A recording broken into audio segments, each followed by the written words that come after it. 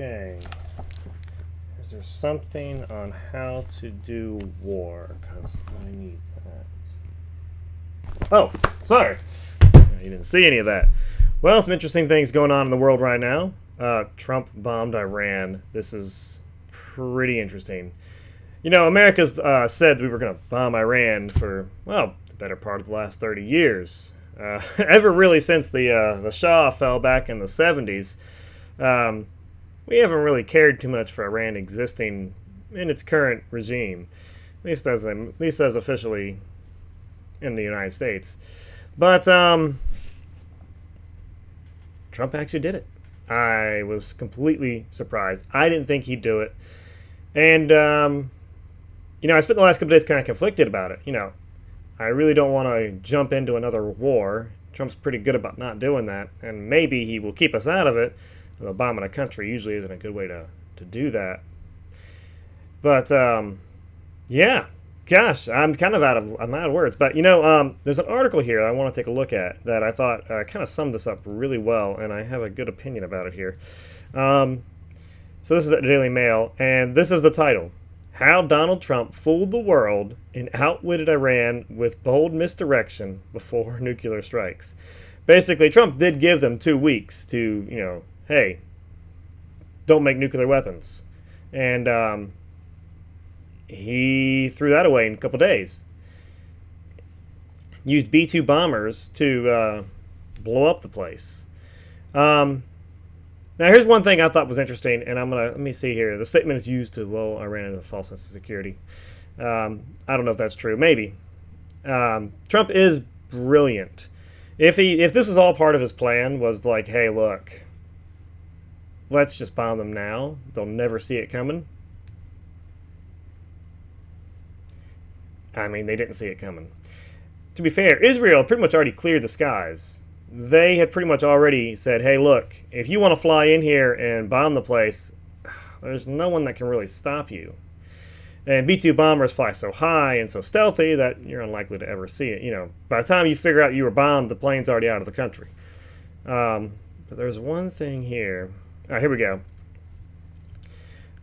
Assurances that the operation was an overwhelming success have been questioned by local Iranian media after reports from Iranian lawmakers say that the damage was quite superficial.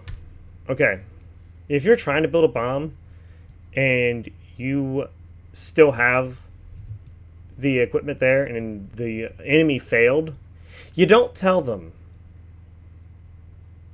You say, oh no, it's all gone. I guess we can't build it anymore. And then you just keep working. So them saying that it's superficial is just plain out lying. I'd say that's a good 90% chance that we were successful in eliminating that nuclear site. There's a picture of the B-2 bomber.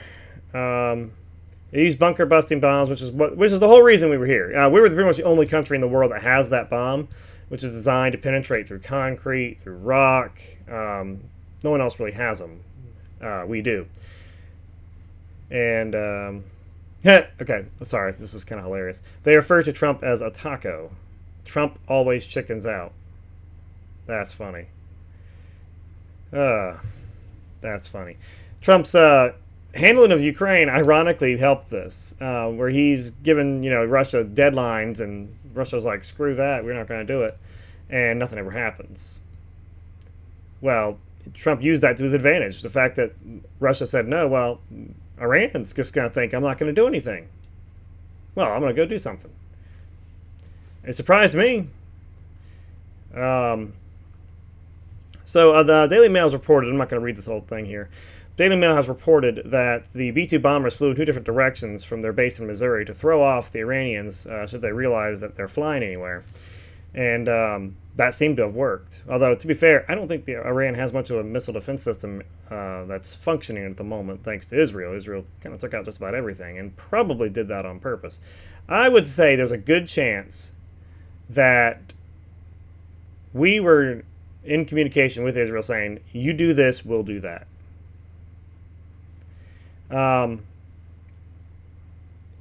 curious to see what George Bush is going to say about this, since this is pretty much what he wanted to do back when he was president and never did. I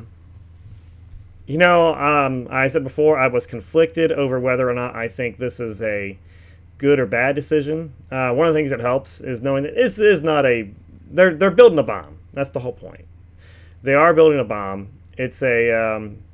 Daily Mail even reports they're the only non-nuclear weapon state to enrich uranium up to 60%. A short technical step away from weapons grade levels of 90%, which apparently is easier to get from 60 to 90 than it is from 0 to 60. Usually it's the other way around. And 60% is not 60% close to a bomb. It's usually only enriched up to 5% for nuclear energy. So there's no other reason to do this other than to make one. Now the real question goes, do they have a right to a bomb? I mean, is that something they should have? I don't think they should have it, but why do I care? Well, there's a couple of reasons why we should care. They don't like us. They totally would use it against us, but I don't think they'd ever be able to physically get it here, short of maybe the sum of all fears where they mail one here, which is a terrible, terrible thing. Israel's most likely their target, and that would be something they would do. And I can see what, and they keep saying they're going to blow Israel off the map, so yeah, I can see why Israel's concerned. They're not going to let them have it. That's their whole thing. They must have crossed a line in the development of the weapon, which triggered Israel to start the attack. That's what I think. I think they must have gotten close, and then Israel's like, well, we can't let them get any closer. So they launch up and send all their fighters in, take out as much as they can, and then hope we're going to live up to our side of the deal and take out the stuff they can't hit. Like I said, we're pretty much the only nation in the world with bunker buster bombs, although I wouldn't be surprised if Russia or China doesn't have them. It just doesn't say they have them. I saw a video online. I believe Simon Whistler had one. I don't remember if it's on his Royal Graphics channel or not. And he made a pretty good case for the... this is off topic a little bit. He made a pretty good case for the disclosure of secret weapons to the general population. That it's a good idea to show that you have these weapons as a deterrent. And he makes a very strong point on that. I disagree to an extent that you show all your weapons, but it's a good idea to show that you have sophisticated weapons. But I would not show the game-changing ender weapons ever. You never want to have people think that you can just end the war before it even starts. But maybe he's right. Maybe the best thing to do is to show your hand and say, look, if you play, I have everything here. I have Exodia already in my hand. Yeah. But what do you guys think? Is this a good idea? Are we headed to war? I mean, I really don't think Trump's ever going to put boots on the ground anywhere. He's more tactical about these kind of things, and invading that country would be basically impossible. I don't think we could do it. I don't think we could do it with most of our allies. We'd need a significant section of allies. Now, could we take out the leadership? Yeah, we probably could. Trump might do that. I don't know. That's the thing that scares me and scares everyone else in the world. You never know what Trump's going to do. And that's what kept Russia out of Ukraine. That's what's going to keep Iran from doing anything stupid, hopefully. That's what keeps everybody kind of just going, Trump might do it. He might be crazy enough to do it. And that is the kind, he plays that card in hand that he's dealt so well. People look at him and go, well, that's the crazy guy. You think he might actually nuke us? There's a 5 to 6% chance he might, but mostly probably not. I don't know. It's a pretty high chance still. I mean, that's a pretty high chance. Anyway, what do you guys think? Have a blessed day.